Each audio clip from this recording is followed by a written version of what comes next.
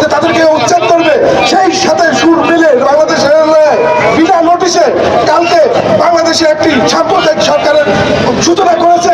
সেটা যদি বিচার না হয় তাহলে আগামী সপ্তাহে বাংলাদেশ রাজভবন আমরা ঘেরাও করবো এবং বাংলাদেশের রেল উপদেষ্টা বাসভবন ঘেরাও হবে।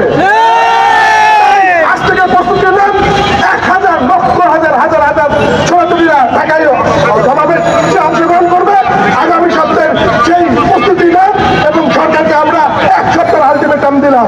এই 1 সপ্তাহের মধ্যে এই সাম্প্রদায়িক অভিযান এবং উপদেষ্টাকে বরখাস্ত করতে হবে এবং লালমনিরহাটে যে ওসি আছে, সাম্প্রদায়িক ওসি, যে বক্তব্য দিয়েছে তাকে নুরনবী ওসি মহোদয়কে এখনই বরখাস্ত করতে হবে এবং বিচারপতিকে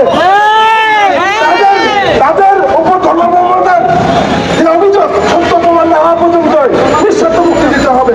কারণ গত 4-5 বছর ধরে যে মিথ্যা ধর্মপ্রবণতার আইন দেখে হাজার হাজার সমাজকে কারাগারে বিনা অপরাধে রাখছে, এই সরকার সেটা যদি আবারও পুনরাবৃত্তি করে বাংলাদেশের সকল ছাত্র মহাজন সারা জেলায় প্রত্যেকটি উপজেলায় দুর্বার আন্দোলন করবে এবং প্রতিটি রেলওয়ে স্টেশন ঘেরাও কর্মসূচি ঘোষণা করা হবে।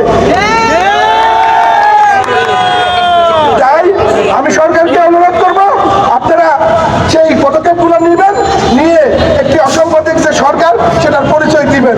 ধন্যবাদ সকলকে আজকের সমাবেশে অংশগ্রহণ করার জন্য।